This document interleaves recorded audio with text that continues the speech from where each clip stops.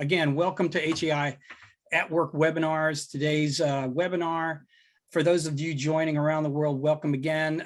Good afternoon, good morning, good evening, and welcome to those on social media as we're doing live streaming. Okay, so just kicking off today, we'll have our speakers today. We'll have President and CEO Jim Viola from HAI. Cathy Boyles will also be joining us here. She's the Wildlife Administrator for the Dallas-Fort Worth International Airport. Richard Dolbeer. Dr. Richard Dolbeer is a Science Advisor from Airport Wildlife Hazards Program, Wildlife Services for the United States Department of Agriculture. Phyllis Miller. She's also with the USDA, and she's the Scientific Data Technician, Airport Wildlife Hazards Program, Wildlife Services, and she's also the manager of the FAA Wildlife Strike Database. Welcome, Phyllis. And Bruce is also joining us today. He's the Director of Aviation Education, Community Outreach at Airbus Helicopters. You know him well, and he will be joining. He's joining with a couple of folks at Airbus Helicopters there. Okay, so real quickly, a couple of webinar how-tos, questions. What makes these webinars very informative and engaged is to get your questions. So as soon as you have any questions related to the topic, please feel free to send those in. We have folks ready to bring those to our attention and get those answered as quickly as possible. You could submit those via the question module. We prefer to use that module. And if you have comments, feel free to use comment box, the chat box, to share your thoughts. And if you want everybody to see those slots, make sure you share them with everybody. This recording is being recorded, so a good portion of the folks who normally see this live, you may wish to come back and pick up on something you might have missed, give the link to others so they can see it at another time if they were not able to join. We are sensitive to the time zones around the world. Not everybody can join this live. And the link to the video will be posted in about the next day, if not the day and a half after the event. And most of you already found out about this event through rotor.org/webinar, and that is also how you can get the previous recordings. All right, so let's just get started on the webinar. I'd like to ask Jim Viola, President and CEO of HAI, to join me on the screen for a few opening thoughts. Jim? Thanks, Chris, and then thanks everyone who's joining us this afternoon, this evening, or early morning. It's really great when we get to spend the time directly related to something that can impact safety. And we have such a great bunch of experts here. Even as he went through the poll there, I certainly was a bee. You know, I had a bird strike, and no, I did not report it. And actually it was towards the evening, I'm not sure what the percentages fit in there, but it was actually got a bat through the chin bubble. So that was my encounter, and I haven't had one other than that one. So I'll start with a little bit of a history lesson though. Although we're all rotary wing focused at HAI, it was in 1905 that Orville Wright recorded the very first impact between an airplane and a bird, and he survived, and he documented that, actually the encounter in his diary. And then in 1912 is when collaborator Perry Rogers flew a Wright Model EX into a flock of seagulls, because we saw some of those early flights. They were pretty low, and they were normally where it was flat by the coast, and he crashed into the surf, and he was actually the first known fatality of a bird strike. So today we will learn more about the challenge and the occasional tragedy of sharing the air with our feathered friends who owned our skies well before as we looked up and tried to, do what the birds were doing. And as aviation professionals, we understand the risk that birds pose in flight operations, but do we really know how to effectively mitigate them? And we've been learning that, 50 years or, from those first early encounters in the early 1900s. But even myself, after watching the recent video produced by Airbus and several of the experts that are on topic today, I realized that I too can continue to learn and benefit from even much more of learning there. So I've learned that about 90% of bird strikes occur during takeoff or landing, and about 70% occur below 500 feet. And since helicopters most routinely operate in bird-rich environments, often at or below 500 feet, what can we do to reduce our odds of becoming the next victim of a bird strike? And if I do, what can I do to reduce the odds of it happening to others? And that's some of the things that we're going to learn today. That same team of experts I referred to in the video are here and with us now to answer those questions and any other additional questions that you have. And when they're done, I am confident that everyone here, and as you prepare for your next flight with the newfound respect and readiness to share the sky with our feathered friends. So Bruce, if you would, you can bring on your fellow panelists, and I'll pass the moderator duties over to Chris Hill and we can kick this seminar off.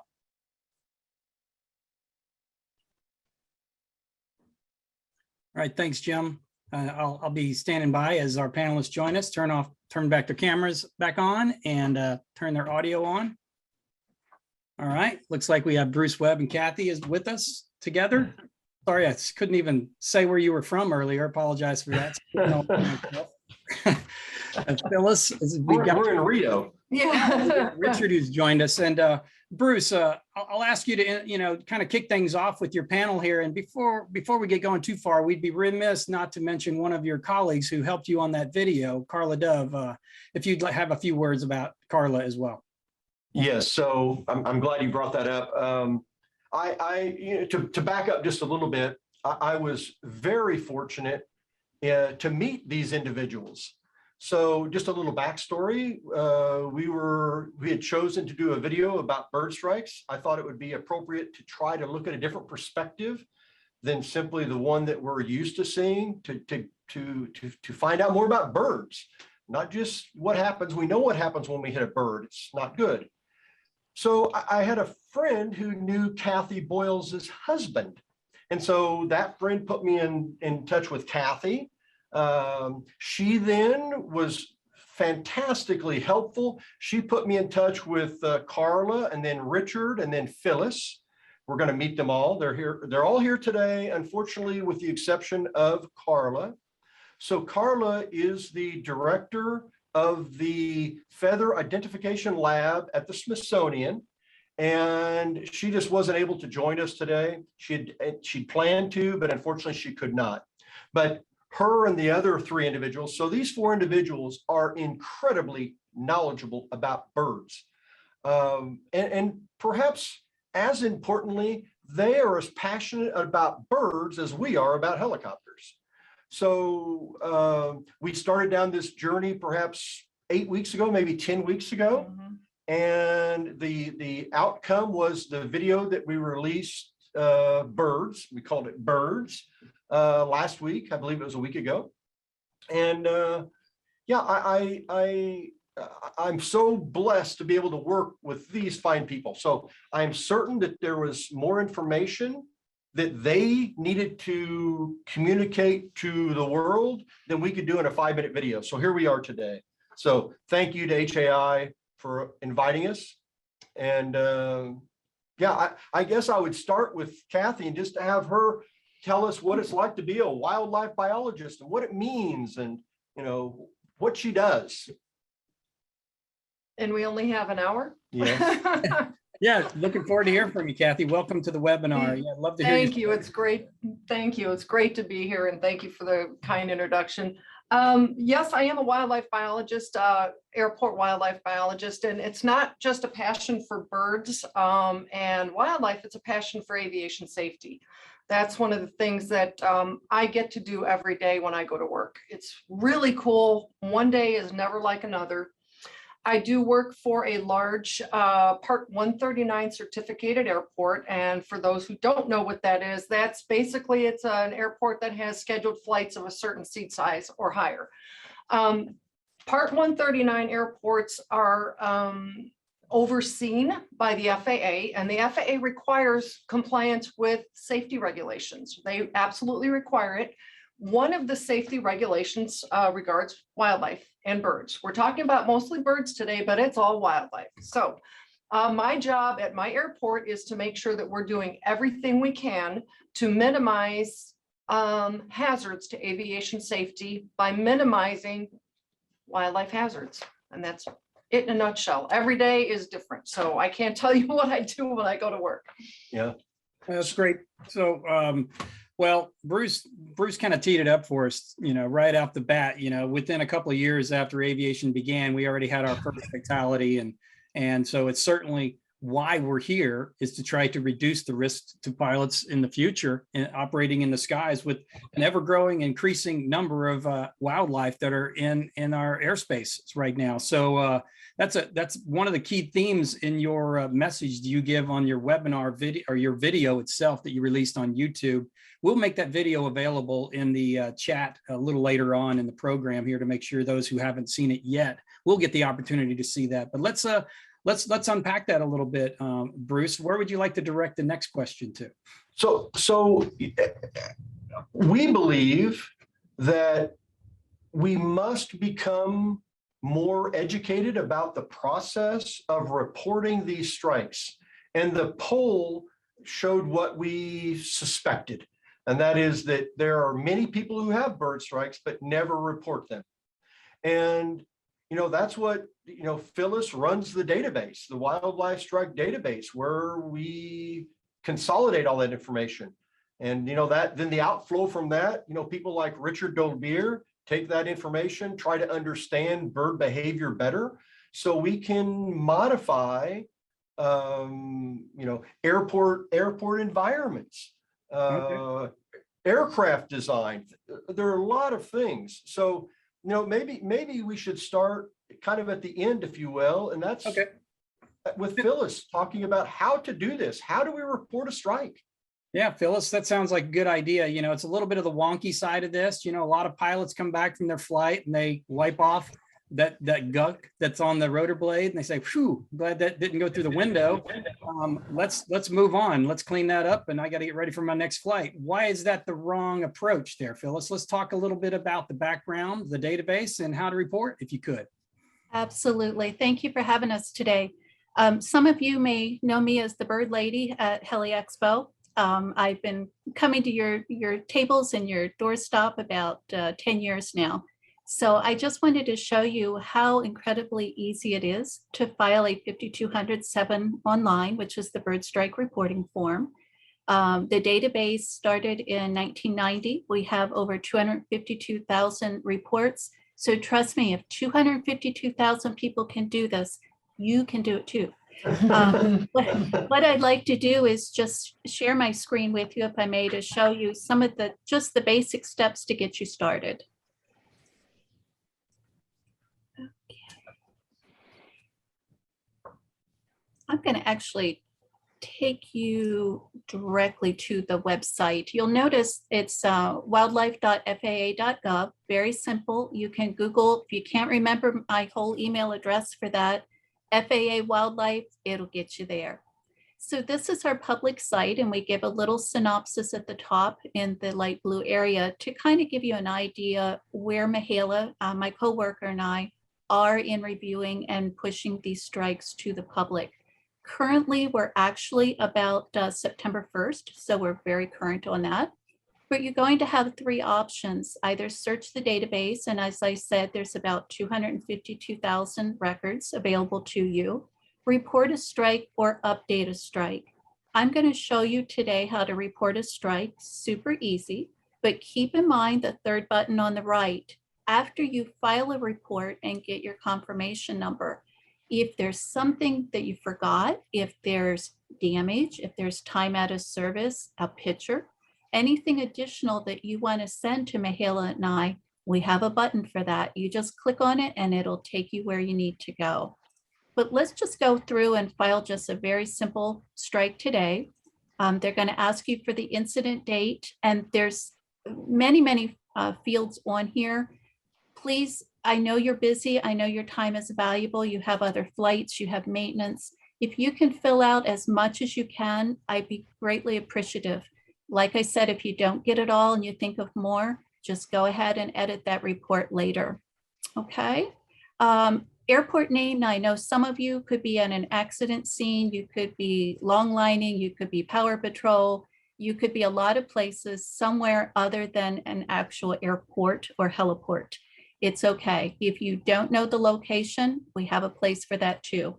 But right now I am being housed and hosted right now. I'm on the road at KOXB in Ocean City, Maryland is where I am. So we're going to put that in just as a little area there. I mentioned if you are off-site from an airport or heliport, there is a location here for en route. Say you are 2 miles southeast of KOXB. Okay, that would be great too. So the more precise you are with your location, even the Latin long, I would love you for it forever. Thank you very much. We have a distance in here. Operator name.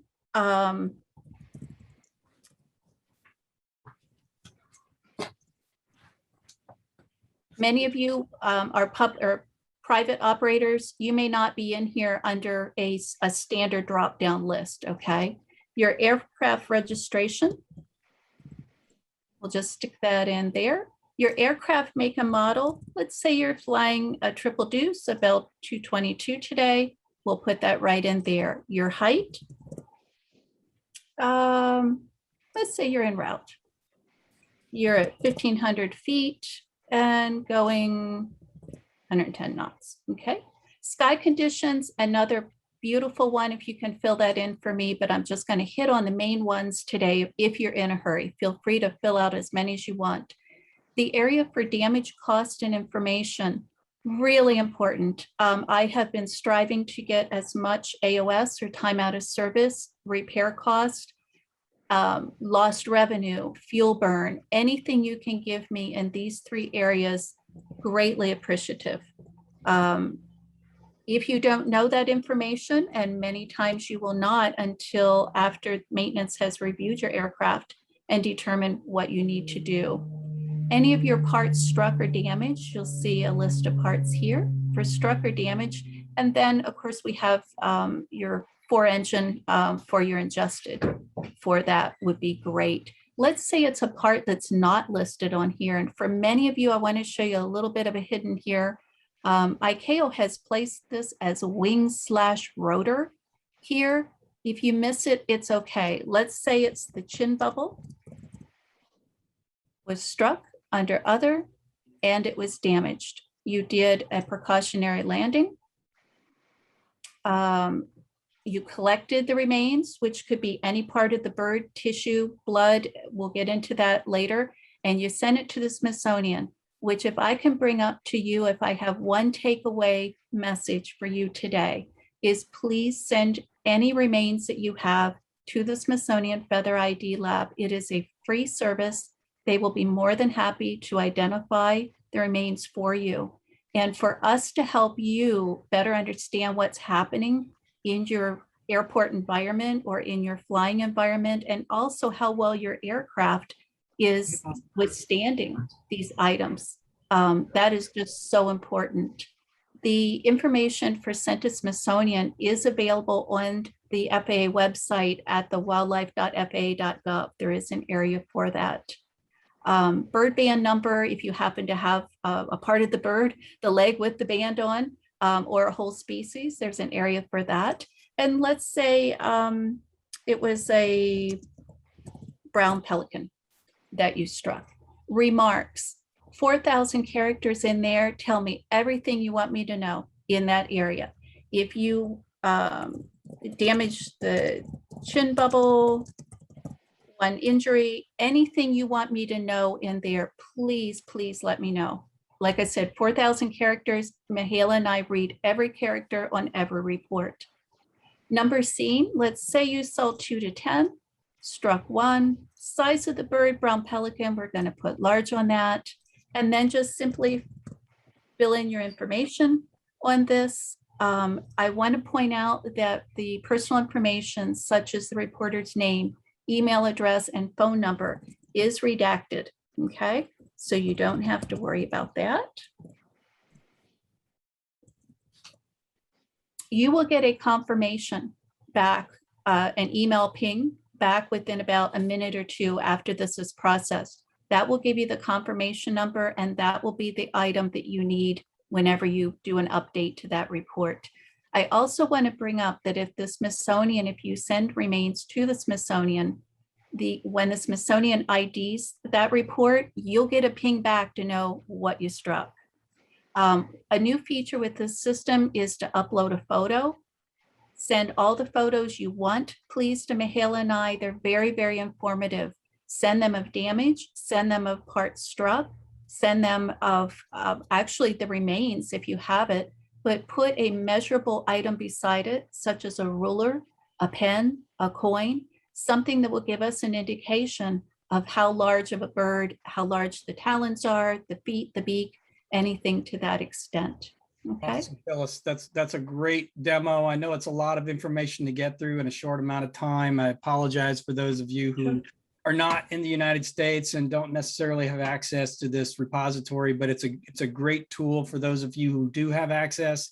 And again, you don't have to fill out the whole report, fill out what you can, go back later as Phyllis described, and you can amend your report. Also getting access to the database for those of you in the audience who are researchers who like to find out, okay, let's find out a little statistics about what's out there and what can I learn about what's out there in my region, reports that have occurred and that sort of time. So Phyllis is just, clicking through a couple of ideas and examples of how you might be able to go in there. It's pretty intuitive. I've used the system myself, very self-explanatory. Thank you for the time, Phyllis.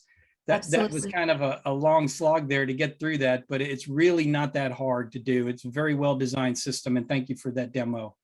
You can stop sharing your screen, and let's go ahead and do a real quick polling question. And I'm very happy to report that we broke the century mark on participants for live viewers on the webinar itself, and I suspect quite a few more on social media. So welcome. Thank you for joining us. We'll probably go to you next, Dr. Dolbeer, and before we do that, let's kick off another question. Let's test your knowledge in the audience today, and I'm going to launch the next polling question. Just a real quick, it's not a gotcha. We just want to see how people are informed about what's out there. So go ahead and take a couple moments to answer that if you can. Are we seeing the polling question there? Okay.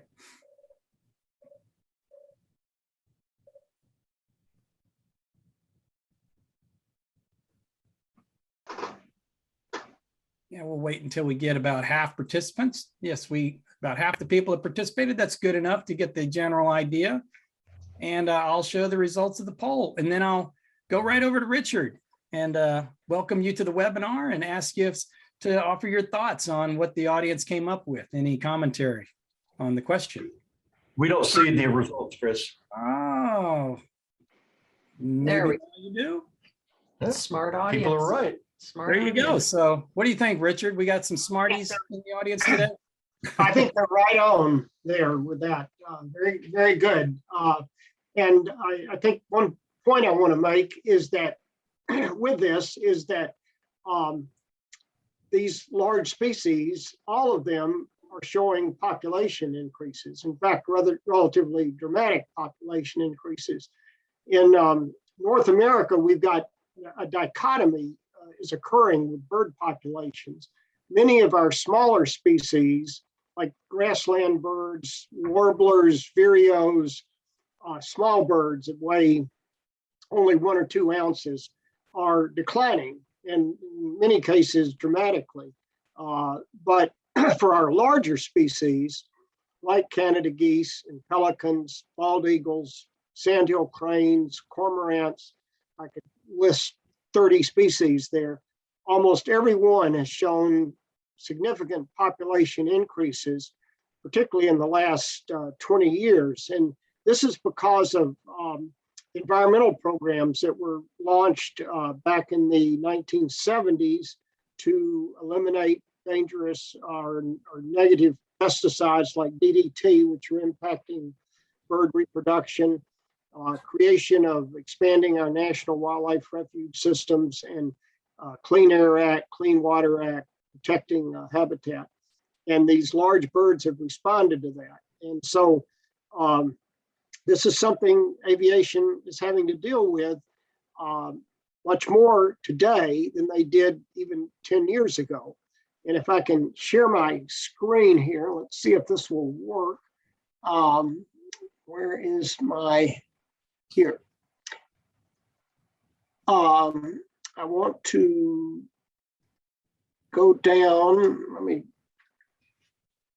like there is the turkey vulture population in North America, which is over doubled since the 1960s. The black vulture population has increased 5-fold. And these are species that are often struck by helicopters because they're soaring in that bird-rich environment from 500 to 2,000 feet above ground level. And there's a lot more of those out there today. And the bald eagle population is another example of a species that has increased significantly. And these birds also like to soar and are in that bird-rich zone.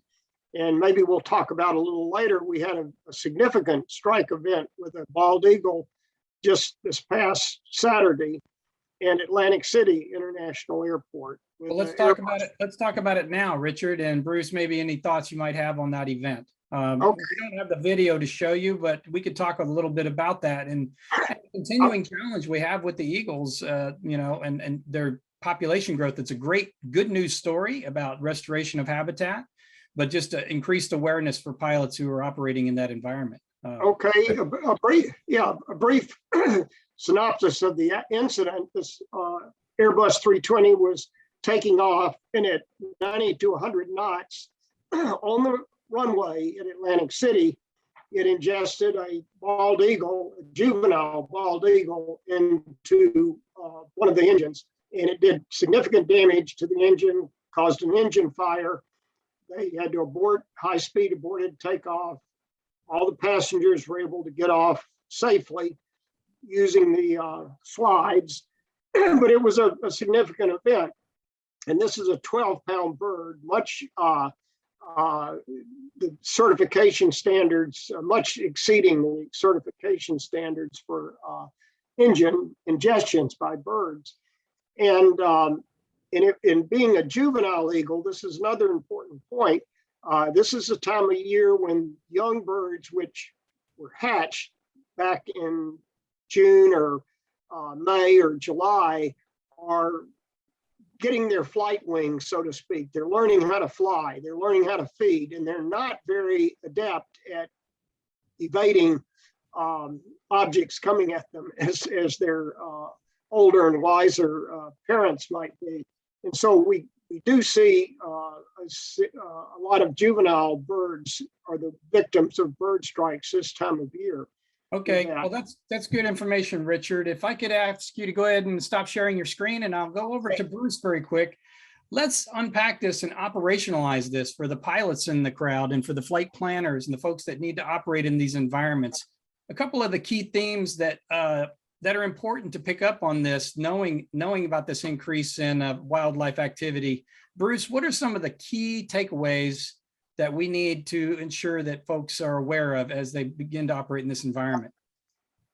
Well, I believe that, in doing research, and it's fascinating to listen to Richard talk about this because it makes my mind jump around between different things that he has spoken about. Juvenile birds, just that concept. I've never been out flying and had or almost had a bird strike and thought, well, I wonder if that was a teenage driver bird.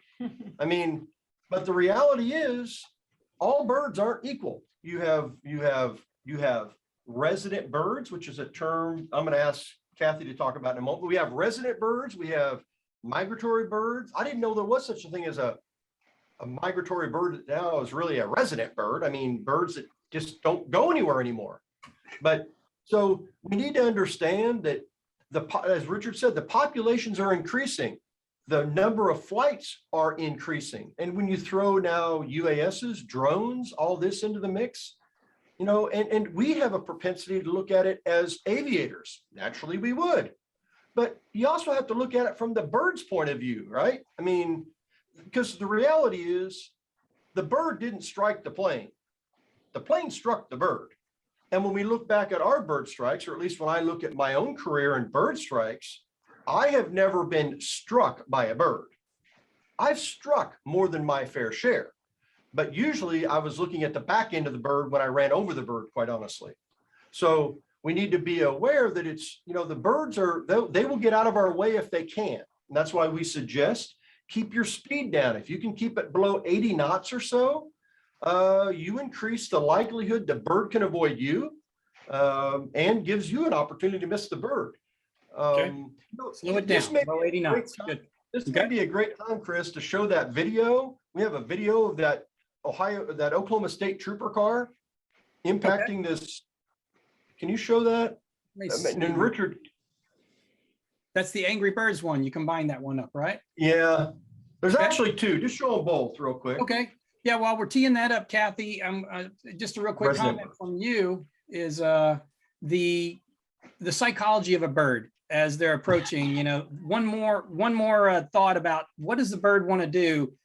Do they want to climb or dive as you're approaching a bird? If they have the ability to evade, what do they typically do?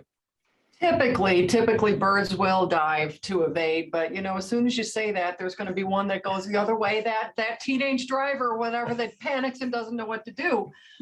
Just one thought real quick, and as this video is coming up, birds have not evolved to understand that the speed at which something is coming at them, a vehicle, an aircraft, something like that, a predator, a natural predator. Yeah, they both evolved together, but aviation is so new and there's been no time for them to understand what they need to do to get out of the way. So you'll see that here in just a second. Right. Okay. I'm experimenting with this. I'm trying to share my Okay. screen. So just Okay. So talk about resident birds for a moment. Well, resident birds, if I've got two thoughts in my head, and I think what you're asking about is let's talk about Canada geese. Canada geese typically are migratory birds, and we're all very familiar with that beautiful V shape in the fall and the spring and all of that. But there are some geese that just don't need to do that, so they don't.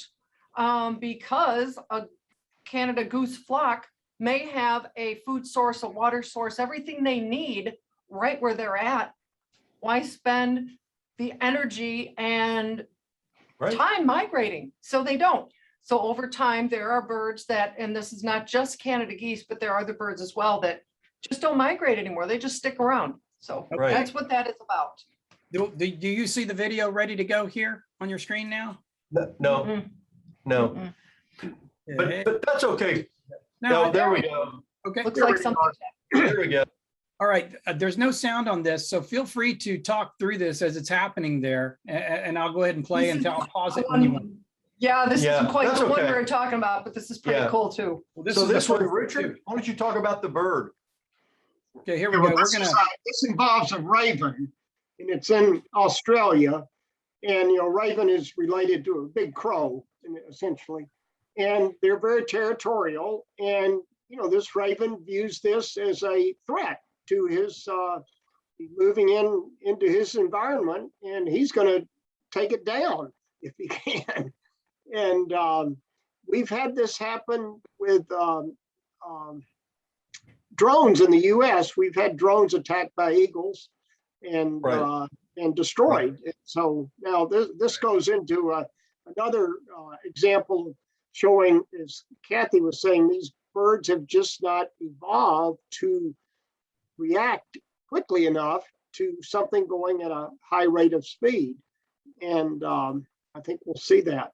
I think these birds represent a microcosm of our society. Some folks are just not quite ready for the evolution of unmanned aircraft in the aviation industry. Before you show this, though, Chris, just as we're on this, Phyllis, is there a place within the Wildlife Strike Database yet for a Part 109, a drone operator, to report a bird strike?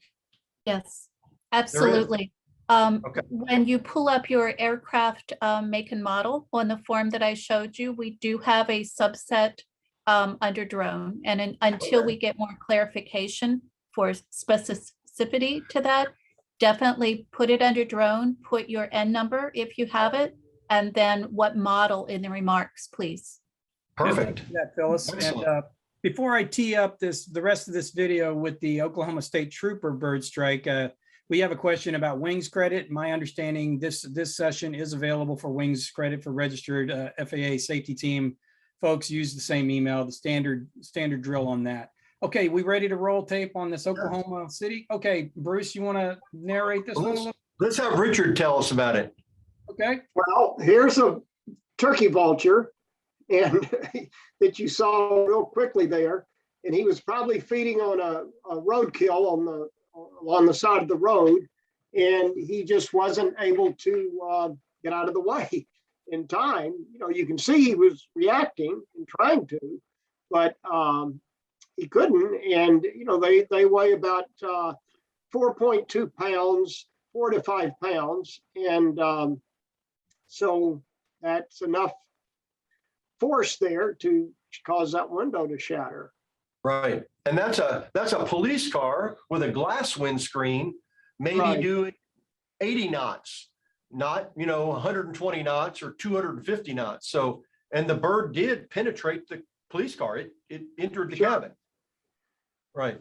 Yeah, good So- stuff there. A good Yeah. story to learn there. It's a powerful, so a lot of bird strikes that occur, we expect, the assumption is that, the smaller birds, but there's quite a few bigger birds that are out there. So getting back into that operational mindset of, put yourself in the mind of a pilot taking off. There's things that they can do before they take off, correct? Right. Not just in flight. What are some of the key things that they should be aware of that's available to them for flight planning and that sort of thing?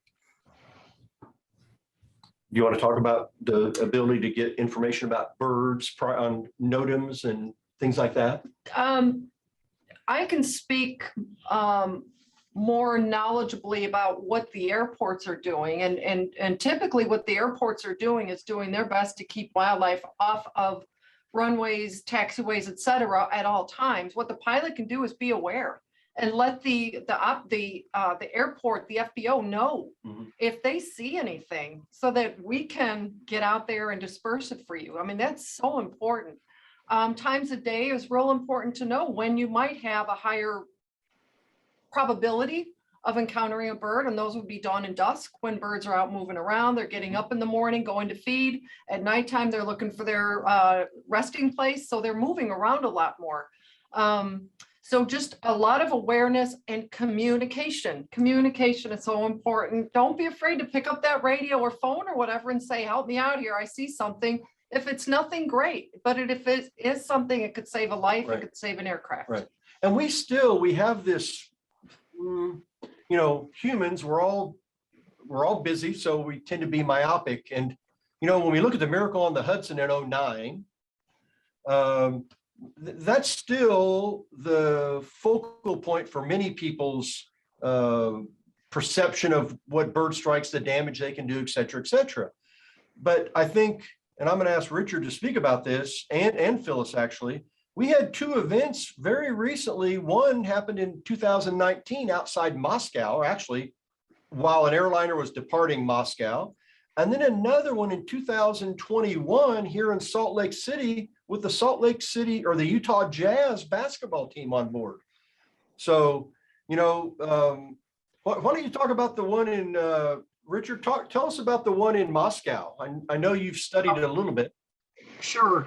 There, we really are faced with two separate problems in trying to reduce bird strikes. And the one in Moscow, that was another Airbus 330 taking off at Moscow International Airport, and there were gulls on the runway, and they were trash transfer facilities apparently on or near the airport. The trash was not being managed well, and everyone knows how gulls love to feed on trash.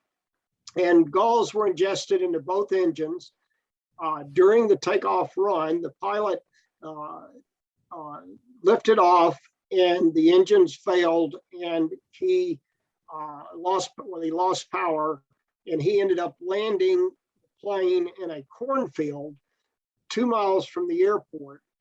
And by a miracle, it did not break up, and it was a tall, lush cornfield. It was in August, and the plane came to a halt. There was no ditch or anything they hit, and everyone was able to get off safely, although the aircraft was, it was a hull loss. The aircraft was destroyed. Now that's a strike that should be preventable by the kinds of things that Cathy does every day to keep birds away from the airport, make the airport as sterile as possible. The Miracle on the Hudson event was an event where the plane took off, the Airbus 320, and at about 2,900 feet above ground level and 5 miles from the airport, encountered a flock of Canada geese. As the plane was turning to the south to head to Charlotte, North Carolina.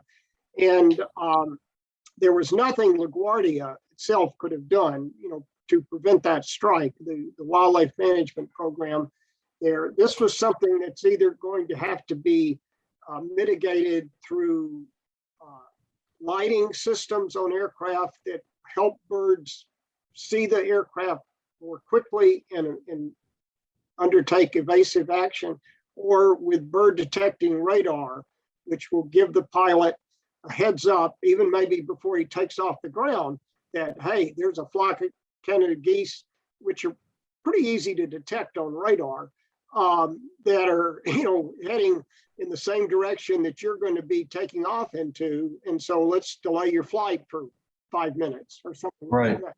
These are the kind of things we've got to put into place. And the final thing, the Salt Lake City event that occurred, this was March 31st of this year, Utah, similar to the Miracle on the Hudson, it was a Boeing 757 with the Utah Jazz basketball team, took off, and about 3 to 4 miles from the airport at 4,000 feet, I think, above ground level, they flew through a flock of white pelicans, which are 14-pound birds, twice the size of a Canada goose. And one engine was destroyed or damaged, lost power, and the radome was destroyed. So it was multiple birds were hit. Fortunately, only one engine. And so the pilot was able to come around and land safely, but it was a close call. But that's an event where, again, where it's going to be lighting or bird detecting radar that can prevent those. And those are areas where I feel are a very high priority for research and development. Right. Thanks, Richard. Super. So, Chris, why don't you do the next polling question? And that'll Okay. lead us into the next topic, perhaps. And while I'm doing that polling question, we got somebody who's already figured out your background, but those who haven't figured that out, a little Easter egg, if you want to comment in the chat, what you think Bruce and Cathy's background is. Some folks have already commented and figured that out. And while we're doing that, I will launch the next polling. Yeah. So that is the secondary international airport in Rio. And yeah, it's just we're not really in Rio. We wish that we were. I'm sure our spouses would like for us all to go to Rio for the next webinar. So anyway, yeah, I'll vote for that. Let's put up a poll for that one. Yeah, who wants to go to Rio? Well, who wants us to go to Rio? It's more like it. Yeah, and while those, it looks like we're getting pretty good participation, it looks like folks were listening. I think Jim already gave the answer to this in his kickoff comments, and I think we reinforced that at the beginning. But this is related to, I'm going to go ahead and end that poll, and I'll show the results so everybody can see how smart everybody was and was listening. But it's related to another, similar to another point that we got a couple of questioners coming in, and I think it's great. Patrick B. It's a little bit of a long question, but I'm going to go through it if you'll bear with me. He said that, there was a comment about staying under 80 knots being the safest way to avoid the strike damage and move out of the way. He comments that puts a twin engine helicopter outside of OEI performance during takeoff or landing. That combined with the fact that around 87% of bird strikes occur below 1,000 feet, as we just heard, has resulted in the offshore oil and gas transport industry to adopt a rule to fly less than 100 knots indicated airspeed below 1,000 feet. So looks like they're kind of dialing it in, and they're aware of this challenge and the problem. So that's smart on their part. It's not specific to the 80 knots, perhaps because of that OEI concern. Bruce, you've flown a lot of helicopters, twin and singles. Any comments on that? Well, I think, again, as aircraft become more capable, OEI VNE. So for a lot of aircraft, OEI VNE is 100, 110 knots. So, VY or VX is not so far from 80 knots. So, I don't think anyone is saying if you can't be at 80 knots, you're being reckless. If you're at 100 knots, that's a lot better than 120 knots. And, any measure of speed reduction will be beneficial. It's not an all or nothing. It's a little something is always better than nothing. Perfect. Thanks for that. We got another question I think is best for Phyllis. Patrick S. says, hey, what's the proper way to send bird remains to the Smithsonian? Are there packaging, labeling, USPS, any recommended items for the flight bag? It sounds like you hired somebody to ask you this question. So what do we got? Excellent question. On the strike reporting website that I had mentioned, there is an entire page dedicated to exactly how to send in remains, where to send them, how to package them, how to preserve them, what to include in the package. Also how to prepare a strike kit, which will include all the little goodies that you need to carry with you should you have this situation where you need to send in remains to the Smithsonian. Absolutely. There's also a video on YouTube by the Smithsonian, FAA, and USDA, a 12-minute video on how to collect snarge, which is the ooey gooey that's left over after a bird strike. So it's an excellent video. If you want to look that up, it'll give you all the information you need. Okay, that's great, Phyllis. I'll pull on that string just a little bit longer. So you come back from a flight, you have it, you didn't even know you hit something, and during post-flight, you notice a little gunk on an airframe surface, perhaps a stabilizer. That's the snarge you're referring to, correct? And yes. So it's wrong to wipe that off and then go report? No, it depends. It's relevant how you wipe it off and to follow the instructions to get it just correct. So you get the best diagnostic results and also possibly DNA results. It's very important to know what to use to wipe it off and also what not to use. And that video and the website will tell you. So this webinar is not, go ahead, please dive in. Chris, let me jump in real quick. It's there's a lot of information that we can go to, but it's fairly simple to just either, water is not the first choice, but it's a second choice, to use plain old alcohol. You know, these little alcohol wipes that come in a package that medical professions use. You use that to wipe off the gunk and the snot and garbage, which is snarge, off the aircraft. Use PPE though. Please use your protective equipment. Use gloves, wash your hands afterwards, stick that snot and garbage in a plastic bag. If there's any kind of bone, feather, fragments, any of that kind of thing, put that in the bag as well. File your strike report, put the strike report number on the bag. Smithsonian. The very important thing I think that Phyllis wants to get to is please do not use soap or any cleaning solutions that will degrade DNA. Okay, great. So we've got more questions coming in. There's a ton of information. We're not even scratching the surface of the information you guys are ready to share today, and apologize, it happens fast. So let's try to lightning round through a few more questions here if we could. First, a comment from Rex, who says Phyllis is a rock star. So just, you know, you've got a big fan club out there. He's asking, hey, is there a website you can recommend pilots use to track real-time migratory patterns in the area that somebody might be operating? That speaks to that pre-flight planning question we had earlier. Is there any information like that? eBird is an excellent choice. And what I'd like to do is put a few together and submit them, if I may, to you, Chris. And then that way, if you could post them on HAI's website. Sure, we'll put that in the show notes as links to go with this particular webinar. We'll ask our webinar team to do that. We'll ask some of them to maybe do a little linking around, but what was the term you used? eBirds? eBirds. eBirds. Okay.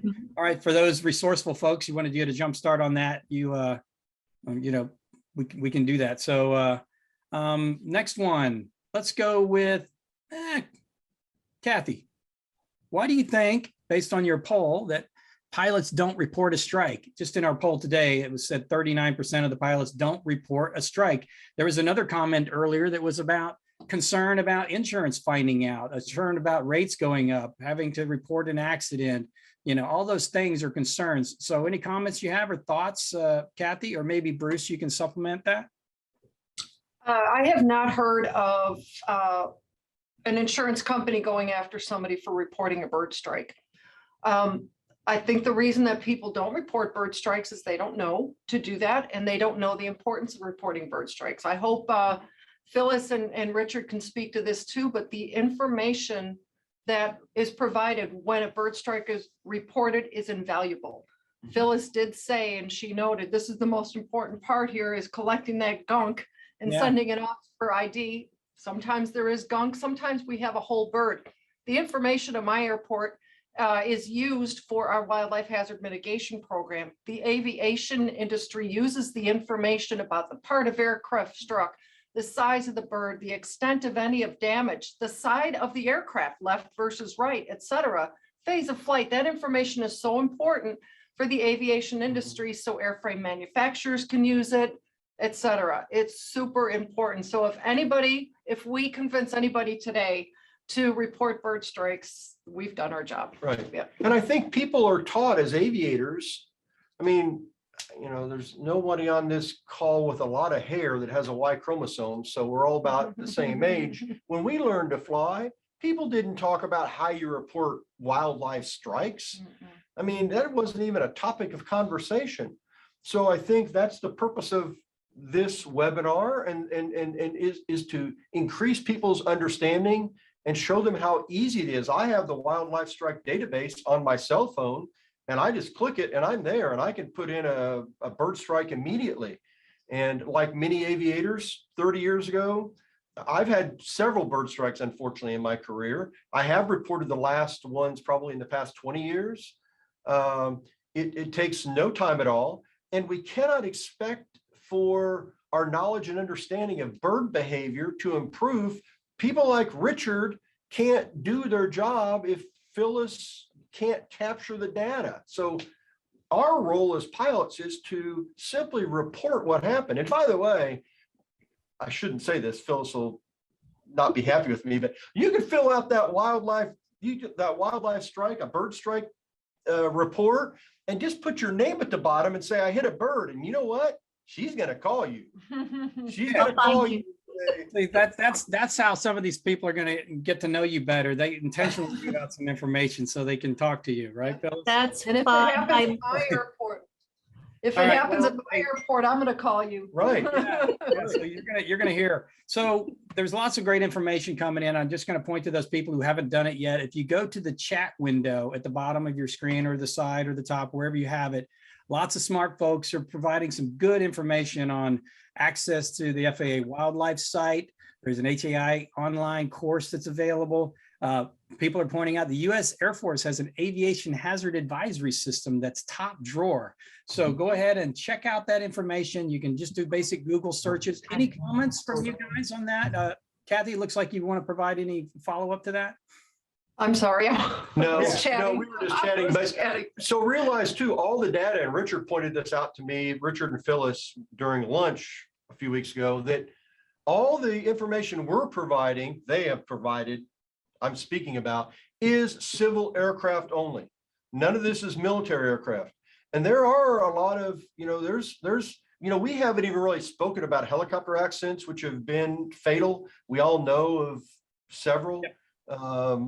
There's really no reason to go through the gruesome details, but we've spoken about the airplanes, the fixed wing, because they're reported more often. But in our community, these bird strikes happen frequently. Yeah, oftentimes there's minor damage, and I say minor in our world. That's what, 10 grand or less. Yeah. Sometimes it's 50 or 60 grand, and then sometimes it's fatal. So yeah, we need to help, as Phyllis said in the video, we need to help them help us. Well, the U.S. Avian hazard site is accessible to the public. And according to Jason L., the med flights use it routinely to help them understand the information that's out there. A real quick question for folks who are planning on landing in a particular location. Rex follows up. Is there any type of vegetation you want to avoid if you know you're going to be having a heliport somewhere? Is that type of answer available? Research been done? The type of vegetation to avoid? Yeah. Oh boy, yeah. Oh yes. Wherever you're, if you have an or need to land somewhere, I think I'm understanding this question, right? That if you're not landing at an airport? If you're landing at let's say you're going to build a heliport, or you're going to have an offsite landing, what kind of vegetation don't you want? Yeah. Hopefully you will vegetate the airport with a species of grass or other turf that does not produce seeds that attracts wildlife. avoiding any no, kind of tree And don't put a heliport in the middle of an orchard of fruit trees. Or a garbage dump. or garbage. Yes. Yeah, garbage dump. Don't Yeah. get near garbage dump. No All right, so- cornfields, no maize, no millet. Yeah, it's a big mess. So Richard, you gave a good summary of that and how that caused the problem there. So a couple more questions I'd like to get through before the top of the hour. We still have over 100 folks on the line listening in, so the attention is still there. You guys are telling a good story. Is it okay if we go a little long here? If you guys have a little bit of extra time today? And for those of you listening in, thanks for your patience. We understand if you have to sign off. We hope you'll stick with us just for a few more. Got lots of good engagement with the audience here. So we have one more question from Simon A.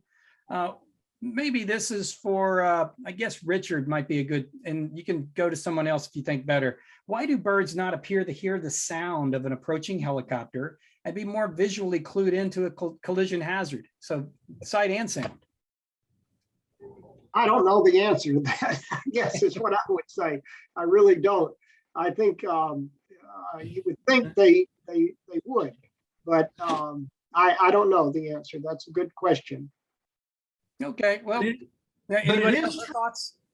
Is it not true, Richard, though, that we've had more bird strikes, statistically significant increase in strikes relative to the number of aircraft as aircraft have gotten quieter? That's true. I think, they definitely, birds sense the world with their eyes and their hearing, and they have very poor sense of smell.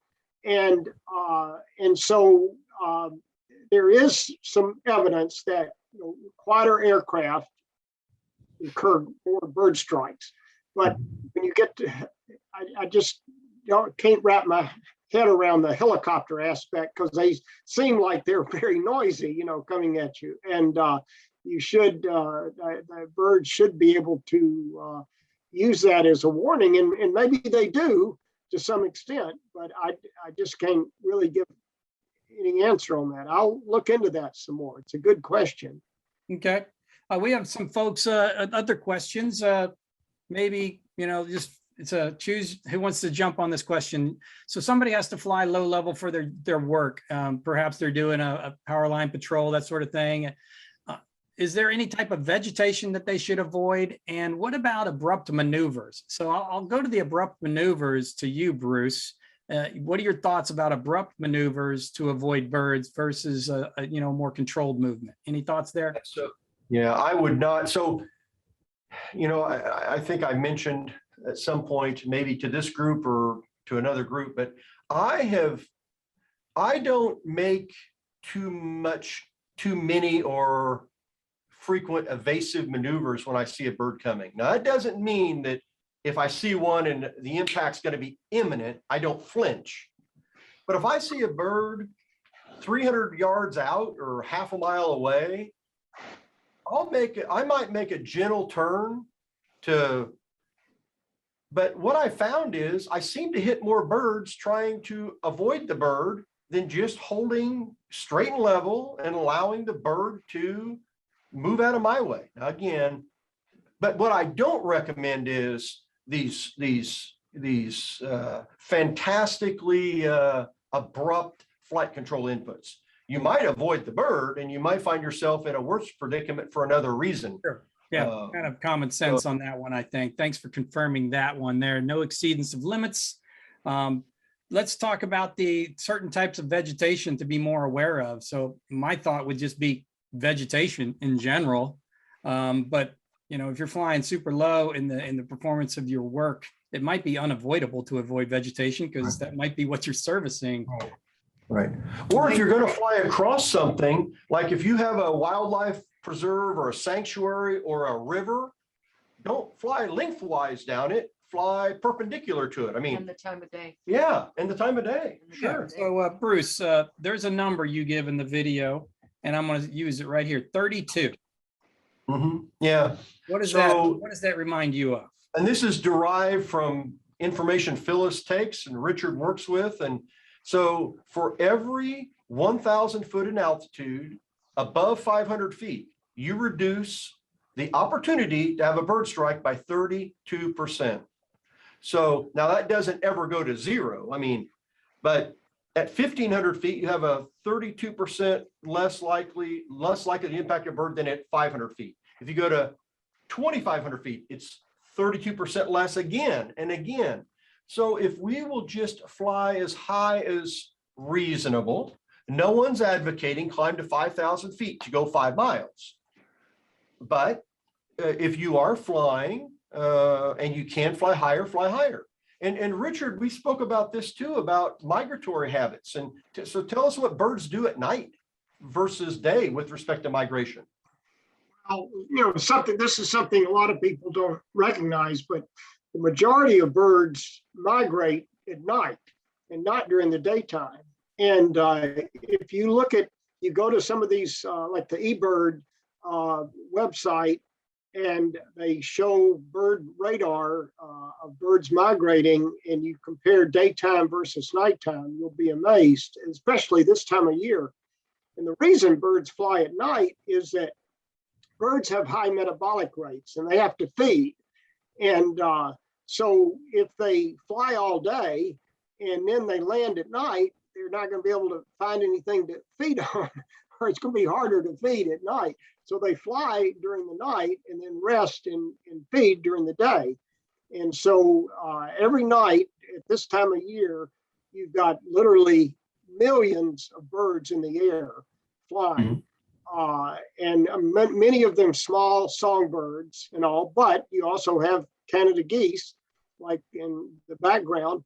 And so particularly during the fall migration and spring migration, this is something to be aware of. And particularly in the fall, if you have a cold front coming through and a north wind, you're going to have, because birds use the wind to migrate, you're going to have a lot of birds flying and at night. And so it's something to be aware of with your, if you have helicopter flights, and this is where a lot of these emergency medical helicopter transports end up hitting birds. It's nighttime flights and flying at 500 or 1,000 feet. Right. And it's not just, as an ancillary comment, it's not just birds.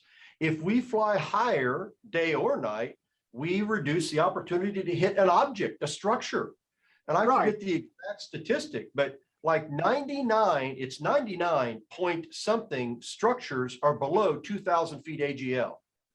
So if we will begin to make a habit of flying higher when able, we're going to strike less birds and we're going to strike less objects. But Bruce, I hear it all the time.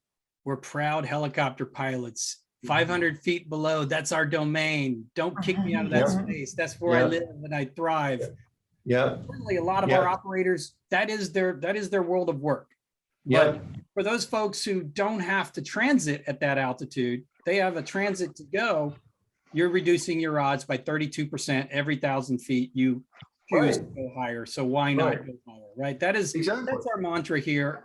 Risk mitigation to the lowest acceptable level. Okay, we're gonna get ready to wind this down. I want to make sure we cover one more point. Gene Munson, or and a few other folks, they talk about sensory perception. Marcus Martini gave a comment to everybody in the chat. I recommend everybody take a look at that. It's a technique he uses.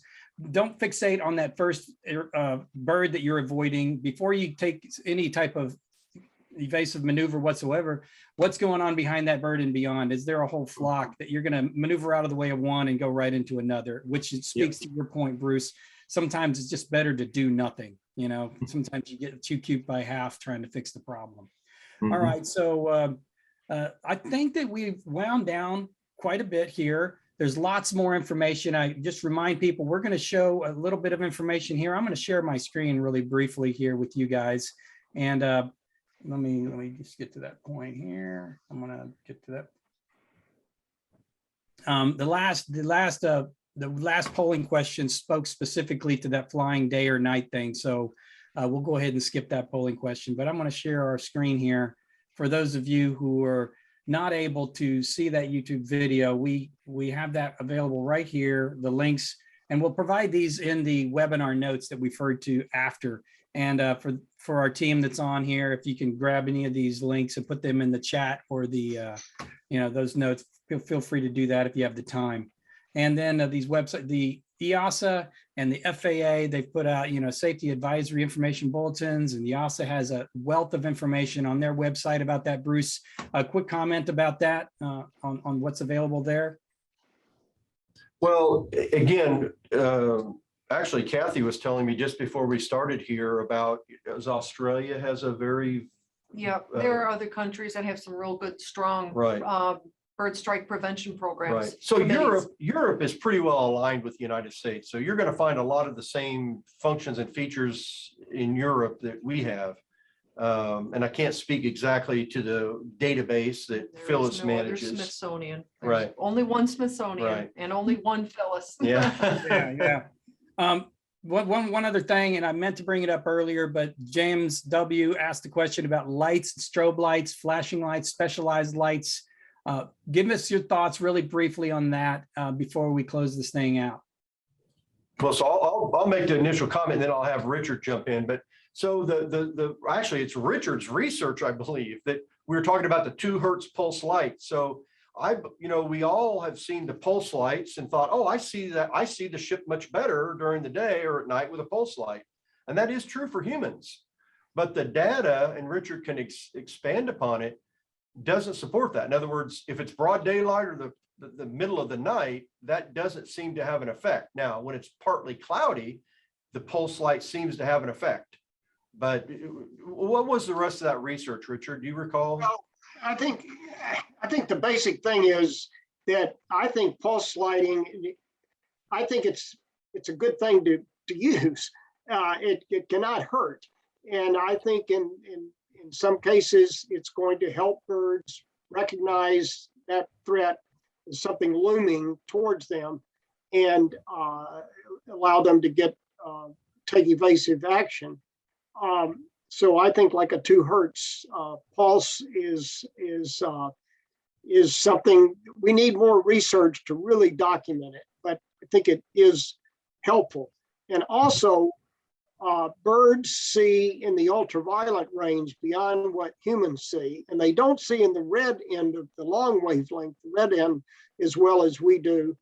And so I think having an ultraviolet component into the lighting system can be helpful. This is an area where I think we can make some significant differences in mitigating strikes is through improved aircraft lighting systems for specifically to give birds a better warning. Right. Hey, And so that goes back to what we were talking about earlier. When you report to Phyllis, tell her everything you know, because then that data can be disseminated to people who can use it to determine something. Right now, if we're getting half the strikes reported, and there aren't, it's not like they're happening, by the thousands. I believe it was 40 a day are reported in the US. So imagine then there's probably 100 really happening because 40 aren't being reported because people just don't report. And there's probably 10 or 20 more that people don't even know what happened. If you're flying along at night under goggles or not under goggles and you hit a small bird, you probably don't even know it. Yeah. Well, I'm going to consider that your key theme, remember, takeaway at this segment. And I'm going to ask Cathy, what's one thing, if anybody could remember before they step away from this webinar, what do you want that to stick in their mind as they go out and prepare for their next flight? Be aware, communicate, report your bird strikes, collect your snarge. Okay, Four thank things. you for that. Phyllis, what one thing would you like to share with the audience to remember? I would say I'll still touch upon sending your remains to the Smithsonian, or if you don't have the ability to that and you have a carcass, attach a photo, let us know, put some little ruler or something beside it, and maybe Smithsonian can ID from the photo. One of our biologists can possibly help you. We're there to help you any way we can. Perfect. Thank you so much, Phyllis, for joining us today. Richard, what one closing thought would you like to leave us with? Just to reiterate what Cathy and Phyllis have said, I think information like on the speed of the aircraft, the height above ground level, those details are very important because they allow us to understand at what speed the birds start failing to avoid an aircraft. Like we can show from the data, once you get above about 50 knots, the number of strikes starts really going up, and the height above ground level and those kind of things. So it's not just reporting the strike, but giving those essential details that only you as a pilot can provide. Okay, perfect. That's great. Well, hey, I thank the crowd. And, we still have 88 folks sticking with us out of the original 108. So that's really a good testament to the level of curiosity they have and the importance they feel about your topic. Thank you so much for joining us today. And for all of you, please hang on just a couple more minutes. We got a couple of neat things we'd like to share with you. But first off, I'd like to, just offer my sincere final thanks to Bruce, to you for gathering this group of folks together, these experts that is so rarely able to get so many people in one place at one time to make your video and then to share on this today as well. So Bruce, any final closing thoughts for our folks before we ask you to sign off? No, truly though, it has been, if you want to know the truth, find the experts. And I was super lucky to find these four persons. Again, I'm sad that Carla couldn't be here today. She's fantastic. But yeah, I can't say enough about Phyllis, Richard, Cathy, and Carla. So yeah, find the experts, and then please just take the time, take the 5 minutes it takes to fill out that report, scrape off the snarge, send it in. And, maybe you'll save yourself or some other person from a similar fate later. Yep. So Excellent. thank you. Thank you very much, folks. I'll ask you to go ahead and turn your cameras off and mute. And I've just got a few more housekeeping items and something interesting to share with Thank you. folks who are. Thank you, attendees. Thanks for joining. All right, everybody, as they turn off their cameras, I just got some great news to share with you. Normally, this part of the webinar, Dan Sweet comes on and talks about the next upcoming webinars. Next week, we have a special webinar planned for you. And rather than putting it on a PowerPoint presentation, we have Jim Viola, who's going to give you a quick little sneak preview of what you can expect. Hi, I'm Jim Viola, President and CEO of Helicopter Association International, and I have some great news for our operator members. The only problem is that I can't tell you what it is until next Monday, October the 11th. I can give you some hints though. It is something our operator members told us they wanted. It involves safety, and it has the potential to be a difference maker for small businesses. So watch for news from us early next week. If you are an operator member of HAI, or you are even thinking about joining, I am pretty certain that you will be as excited about this news as I am. There we have it. That's the kind of a teaser announcement, and that will be part of the webinar next week. And so now we have just that is the news. We'll share that on October 11th. It's related to safety, and it's some good news. We're very excited about it. So thank you for tuning in and listening to that. The following week, we'll be talking about IFR helicopter operations. And Bruce, I can still see you and hear you. Welcome. And finally, feedback, follow-up questions. I can't criticize Bruce because I can't even run a webinar correctly. So thanks for your patience, everybody. Follow-up questionnaire will be coming shortly. Please feel free to tell everybody you don't want me to host any more webinars and that Dan Sweet is back on the job 100%. And any other suggested future topics that you would like. And please let HAI know, email president@rotor.org with any issues, challenges you're facing out there. We get emails and calls every day, and we're really happy and honored to be supporting our members to help them address those challenges. Okay, and I believe that brings us to the end of the webinar, and I think I have a locked screen, so I will stop sharing. And again, thank you for joining us today for the webinar, and we look forward to seeing you next week for the great announcement and webinar that we have in store for you. I will keep this webinar open a little bit longer for those who are keeping track of some other things. Until then, thank you, be well, fly safe, and we'll see you next time.